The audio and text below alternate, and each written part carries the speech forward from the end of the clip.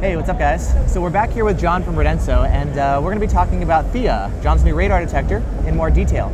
And you guys have been asking questions in the comments. There's been a lot of questions on the forum, and I've got my own questions as well. And so I've pretty much put together a list here on my phone, and figure we'll just kind of run through and learn more about the detector. Sure, let's do it. All right, so first thing I've been curious about, the way that you're training, you're learning individual signals. What happens if you detect a signal in the real world, whether it's a BSM or a cop's radar gun that you haven't learned yet? Will it alert or not? How does that work? So one of the things it's kind of a paradigm shift, but I also find really cool about the approach that we're taking is when you ask something about a legacy detector of how does it work, that's because there's one predefined behavior that the hardware and the software have been defined for. The answer to this is kind of, it works however you would like it to work. So we can train and tell it to only alert on trained classes if you would like. I'm not opposed to adding a legacy mode if people would like it to beep and false alert all the time. Maybe every KA alert or something? I want to make this thing behave however people want it to behave, and it's really no additional cost for me to provide options to do that in software. I guess if you're detecting everything already, it's just what information do you want to present to the user or not? Yeah, and I mean, frankly, it's, as I said, we're going to have an open API, and I want this to be updatable, and as we'll touch on later on, we are looking at possibly open sourcing some of like the GUI code. I think it would even be neat maybe to provide multiple models that people can load, multiple styles of training, so you could run whatever you prefer or familiar with. You mean like the user trains? No. So we would still train the AI, but like I was talking about, you could do inclusive versus exclusive, like whitelist versus blacklist. Okay. We can kind of do it however we want. And every way that we've tried so far has worked pretty well in practice, not just in the lab. Makes sense. And I guess that's kind of one of the things with such a new thing and it's still in development. You have all the information. Yeah. It's just what you want to alert to or not. Yeah, and just kind of to be clear, like when I was talking about with whitelist versus blacklist, inclusionary versus exclusionary, what we have here is we have specifically trained on each gun, right? That's how we're doing the CW discrimination. And we have also trained, even though I don't have it on the GUI over there, we've also trained on Cadillac BSM, Mazda BSM, so we can identify those BSMs. We could also do it another way where we only train on signals that we care about and just classify everything else as don't alert. Yeah. So that's kind of what I mean by we can do it however we want to do it because everything is defined in the software. And this is kind of how laser jammers operate. They, in general, you train them for different laser guns, give them an algorithm on how to jam it. Yeah, so you're right. They basically do like a hybrid between whitelisting with an unknown class. Sometimes they do have like an unknown gun. Exactly. Yep. That would be an option as well. Sure. So the next thing I've been getting a lot of questions on, RDD immunity. Do you plan on making it Spectre immune? Yeah, that is one of our target specs. Something I've noticed, like when I'm testing with the Spectre, is sometimes it'll cause the radar detector to false alert, so it's emitting something, typically on KA. Do you think you could train on the Spectre and get like Spectre detection? I actually do. So in full transparency, I haven't tested this yet, but I have trained on the oscillator from a Pro-M. Just one night I was interested to see if I could find it, and the AI did learn that. Okay. So I don't want to promise that, just I haven't tested it, frankly. But in a lot of ways, a Spectre is just a radar detector. It's tuned for radar detector frequencies, yeah. And I think with the sensitivity that we have, let me put it this way, I'm 99% sure that we can train a Spectre class and have it work.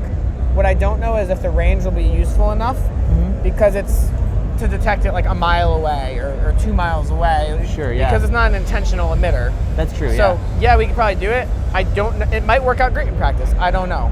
We'll have to experiment and see. What about sensitivity of like traditional radar guns?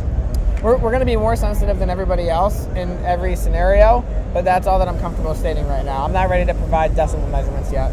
Makes sense. The next thing I'm wondering about, quick trigger, as far as like reactivity and speed to brief alerts. So one of the things that I've actually said on RD Forum that somebody picked up was I have multiple components in our RF front end that cost basically half of what an entire traditional detector costs for me. And I've actually wrote down the specs. I've shared the specs of the oscillator that we're using. And that oscillator is like $25 in quantity of 1,000. And that's just for one oscillator.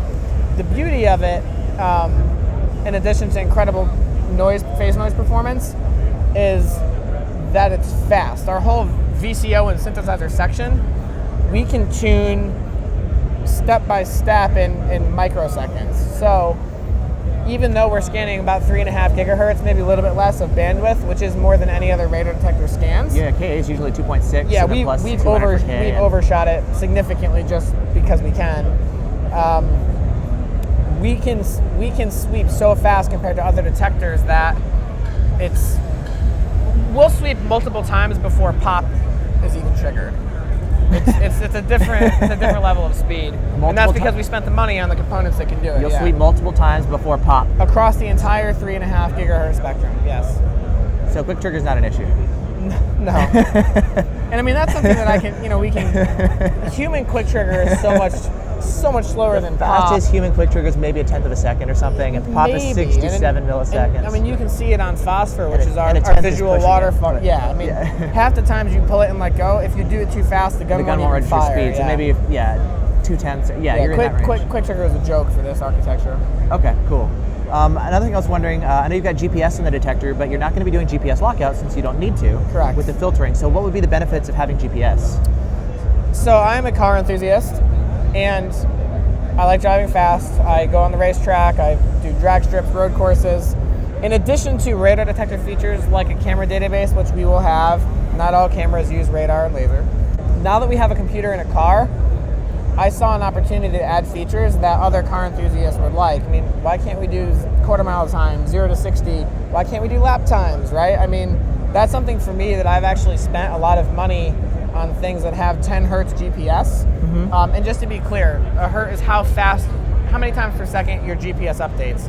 Cell phones and radar detector GPSs update once per second. Mm-hmm. But for somebody like me, I don't want to know if it's 3.0 or 4.0 to 60. I want to know 3.2 seconds to 60. Makes sense. So I've been purchasing these multi-$100 expensive dedicated performance monitors.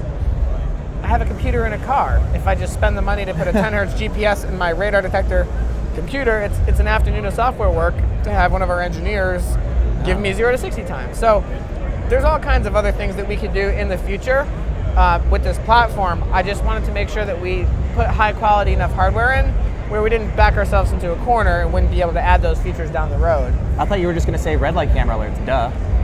I mean, that's what's kind of crazy about this platform. Yeah. Don't get me wrong, we're still going to focus first and foremost on being a radar detector, but this kind of stuff is so low complexity, it's this low-hanging fruit, and it might be a fun toy for people to play with, Makes sense, yeah. So one thing I was curious about is some speed signs, like if you're not using lockouts but you have a fixed Ka or K-band source, how would you handle those without GPS lockouts?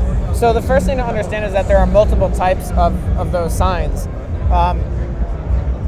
Generally, and I'm going to generalize here, what I've seen is that the signs that actually give you a speed readout are CW. These signs on the highway that are some of the orange ones, I know for a fact some of the ones in Pennsylvania, they look like CW to a normal detector, but they're not. There's a lot of signs out there that are designed not just to be signs, but also collect traffic statistics. And you can't collect traffic statistics on a multi-lane highway with a CW emitter. So you can kind of almost think how sometimes you drive by a sign, it won't detect, or it'll detect at a low level, or maybe you say, I didn't get the range out of that I would expect. People ask, I went by a speed sign, my detector didn't go I only off at got all. 500 feet, so one of the things that I saw when I was actually driving out here using our new detector, I put it on the dashboard and hooked it up to my laptop to look at all the signals, is that a lot of those signs are actually look more like BSMs than they do CW. So if that's the case, those signs aren't an issue. And we have been able to train on some of the signs to discriminate from police emitters. So it'll be like any other signal. I mean, we'll have to data collect, we'll have to train the AI, but it looks like we'll be able to create classes for those and filter most of them out. Yeah, I was talking with Rob about this as well. I was curious, and he was saying he can even tell based on the signal itself, like is it plugged into a cigarette lighter port? Correct. What's the voltage of the police officer's car? Is it dipping low? Is it plugged into a battery? Is it plugged into a solar panel? Like he's actually able to see a lot of that kind of stuff. Yes, and I wasn't able to sit in on that video because I was in a meeting, so I'm not sure if you guys covered it already, but the level of signal fidelity that we have in this detector is extreme. And if we want it to be, it can be too extreme. I don't want to know, if I train on a Falcon HR, I don't want to know that one Falcon HR is plugged into a car that has a weaker alternator than another one. We can do that, but that doesn't help me because then I have to train on every Falcon HR in the entire world instead of just training on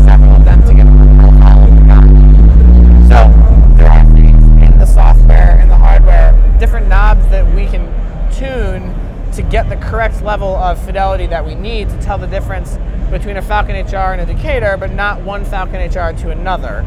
And that's an example where our software engineers will turn some of those knobs until it's a sweet spot that works for everything. The next one I got on my list, out-of-tune guns. I guess we don't need to talk about because you've already covered, one, we sweep wider than any other detector, and two, we sweep super fast. So. Yeah, well, it's not even an issue on various levels. There will never be a gun out of tune enough that it's outside of our bandpass filters and our front end antenna. But secondly, frequency in the traditional way that we think about it is not a component in how we do our discrimination. If it was, the AI wouldn't work because I would have to train the gun at every single possible frequency. It's the same way the amplitude we're not really looking at because otherwise I would have to train every single possible amplitude step, right? We're actually looking at emitter characteristics. I know it's hard to wrap our head around, but yes, I will show you the frequency. I know that people have asked that. I really don't mind just showing you the frequency, but that means nothing in terms of our filtering to the gun. Sure. It's looking at emitter characteristics. Okay, so things like out-of-tune stalkers that drift high in New York or whatever is a non-issue here. Yeah, I mean, look, if I take a stalker and I stomp on it and smash the front end to the point where the feed hoard is distorted, okay, the signal might look different. But they can't use those kind of guns to issue tickets, so I mean, exactly. Those edge cases. As long as the gun is functional, we're going to discriminate it. Makes sense. So maybe kind of moving on to some of the physical design characteristics of the detector. Like I know you're still working on that. So tell me about the power connector. Are you going to do an RJ11 like most detectors? Or? It's going to be USB-C. USB-C. There's a few different reasons for this. Power draw is one. Data speed, communications, another one. If we started stacking multiple ports side by side and using each one for a specific purpose, it would add cost to an already expensive detector, and it wouldn't be ideal. You would be surprised how many people call into our support line that are really confused. They're trying to power their detector in their car with USB. I hear that all the time too in updating detectors. And more cars actually don't even have smokers packages or the 12-volt outlets. The new Miatas, I get an insane amount of support calls saying, how am I supposed to run my detector? I don't have a cigarette port. So when we looked at it and we said, okay, we're not operating at 12 volt internally. This is a computer. It's not a 12 volt radar detector. We're operating it at 5 volts, USB basically. We want high-speed data in and out of the detector, not just for us, but for possible uses for the community as well with the open API or open source or whatever. And the just simplification of things, I think it's time to move into the modern era and drop the RJ jack. Well, thanks for not doing mini USB or micro USB. Thanks for doing USB-C. Yeah, exactly. Yeah. I hate those other connectors, how you can't flip them and put them in, USB-C right? you can do either way. Yeah, it's so much easier. What about a headphone jack? Right now we are planning on including one. The circuit board is provisioned with one, and I'm 90% sure that it's going to make it through mechanical. Okay. I'm trying to make sure that we're not going to sacrifice too much on the mechanical design for it, but it's provisioned for it. So what about things like Bluetooth or Wi-Fi? We'll have both of those. And then do you have an idea like what kind of functionality you want to offer, or? I don't want to commit to things that aren't built yet. Okay. I have a lot of ideas. I'm not sure if we'll be able to implement all of them by launch, but I think it would be cool if it had the functionality that your phone did. One thing I will say is that the chipset that we selected for this does have Bluetooth audio capability, which I know is something that people have asked for, to hear alerts through their car stereo to pair it like a phone. Oh, yeah. I'm not promising that at launch, but the chipset does have the capability for it. Yeah, I know with other Bluetooth detectors, you can't pair it to your headphones if you do a motorcycle or something. Exactly. So you have to like output to your phone and then phone to the headphones. Correct. This could go direct to the radar detector. The chipset has the capability too. The only reason it wouldn't be implemented at launch is if we just run out of time development-wise, because for me that's a nice to have. It's not a critical thing for launch. But this being Linux, honestly, there's probably somebody on RD Forum who will take our detector, download, hack the drivers for it and make it work. And go ahead, that's fine with me. So maybe that's a good time to talk about open API and open source. So what do you have in mind with that? Yeah, so when we think about the traditional way in this industry to protect our IP, everybody knows that lawsuits have flown around. And I think it's kind of been a barrier to innovation on several levels. So one of my goals with the hardware of this was to create a barrier of entry that was so high on the hardware side, the RF side, the artificial intelligence side, and to patent the hardware that would even make it possible to do the software. So if I can do that and protect the use of AI in a radar detector, I don't care if the community has access to tear apart my user interface code, my GUI code. Go ahead, see how it works. As long as I'm protected from people ripping off the IP that we put millions of dollars into developing, I would like to be able to embrace the community and open it up as much as possible. One of my engineers said something that was pretty smart. There is not one person in this company that is smarter than the entire internet.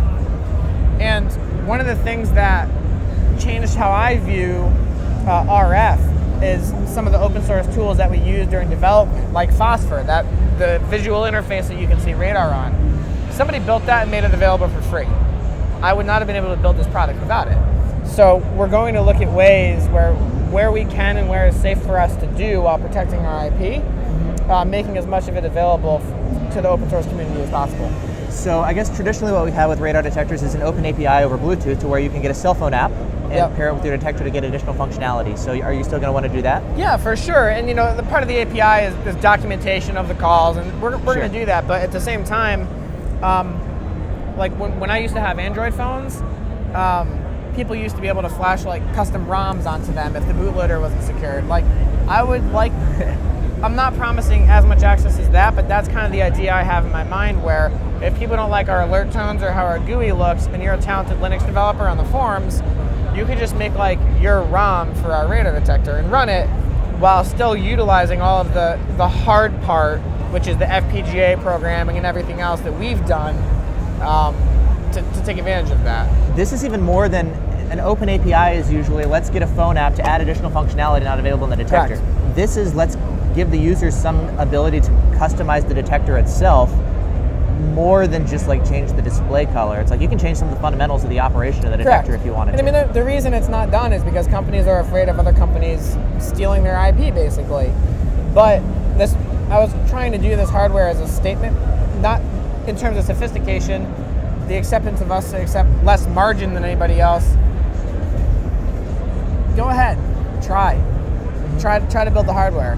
I don't think you can, and the community can have the code. So you mentioned the FPGA. Can you tell me a little bit about the FPGA itself, what it is, and some of the benefits? Yeah, and the application? So FPGAs are really, really cool devices. When I first had this idea for the detector, I didn't want to use one initially just because they're so expensive and hard to find people to program. An FPGA can range from $30 all the way up, it's less than that, but for this application, $20 to $30, all the way up to multi-$1,000 FPGAs that run in 5G cell phone towers. And the reason they're using communication a lot is because they're massively parallel. So to slim down all of the technical stuff for a different video, FPGAs uniquely allow you to ingest massive amounts of data at the same time, incredibly fast, and then process them in ways that traditional computers would take thousands of times longer to do. So they're kind of optimized for what you're doing. Yeah, they really, really are, and that's why you see them a lot in communications equipment. So with everything that you're throwing in here, what about any cooling issues? Would you need a fan, or? We're not going to have a fan in it. Cooling is something that we've been aware of since day one. And don't forget, like, the Pro M runs pretty hot already. So we know what our power budget is. We've incorporated things into the mechanical design of it to make sure that we're not going to overheat the detector. We've tested performance, even artificially throttling the cores to a ridiculously slow level that would never happen in real life. So of course it's a concern like any other electronic device, but with proper design, attention paid to it, it's not one that can't be overcome. So what about things like MRCD, MRCT, GATSO, RedFlex, like these new low-powered, difficult to detect sources? What's been your experience so far with those? So this is different than how we traditionally think about these things, so I know it's difficult to wrap our mind around, but our detector doesn't care. It's not harder for the AI to learn a GATSO versus a RedFlex. It's not hard for it to learn K-band versus KA. It treats all signals the same in terms of the training and the discrimination. Is there anything about the power level or polarization or whatever that's an issue here? Nope. I mean, because we're more sensitive than anything else already, there's nothing unique about these radar signals which would make it difficult. Wow. Yeah. That's another pretty big revelation too. I mean, I figured there'd be characteristics that maybe you can't handle with the AI, or I don't know. If there are, we haven't found them yet. It's possible, but yeah. Wow. I mean, we have recordings of. I've spent 2 years going around the world collecting data from these cameras. I have recordings of Gatso, Redflex, MRCD, MRCT, Mesa Fusion. I'm sure I'm forgetting a bunch of them. We just have servers in our office. It's like a library. If you want to see a signal, load up the file, play it back, train it to the AI. And it's really cool too because it gives us the ability, once I've gone out and recorded that, to sit in our lab and recreate the signals from any radar source in the world. So would this then be a good detector that would be good internationally? Oh yeah, it's very frustrating with current products how they don't have enough storage to store all the databases worldwide. China has 500,000 speed cameras. No detector on the market right now can store 500,000 data points. They just can't handle it, which is crazy in this day and age. So if this detector doesn't have frequency limitations like a traditional one does, with sweeping 3.5 gig of bandwidth, we have 8 gigabytes of flash storage that we can store huge amounts of GPS information on, and we can detect all signals from cameras. It's going to be perfect for international. This would be so nice. I mean, for me personally, like I get so many people that ask me about using a detector internationally, and I'm like, there's international firmwares, international detectors, different radar guns, different frequencies, different, like things are so different. The only reason that that's been the case is because it's cheaper to do. Really? Yep.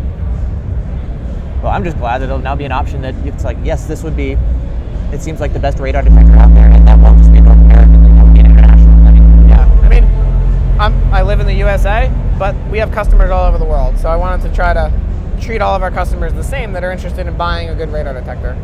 Whew, that's going to make things a lot easier. I hope so. That was the intention. So I guess the last thing then is, what about price and availability of Theia? It's going to be an expensive detector.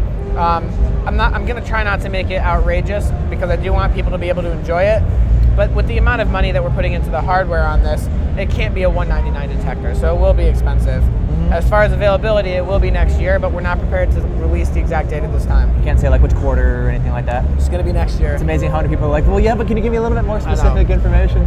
Yeah, cool. All right, well, thank you so much, John. This is awesome, and I'm really excited to see the detector when it comes out. Thank you. I appreciate it, guys. Cool. All right, thanks, guys.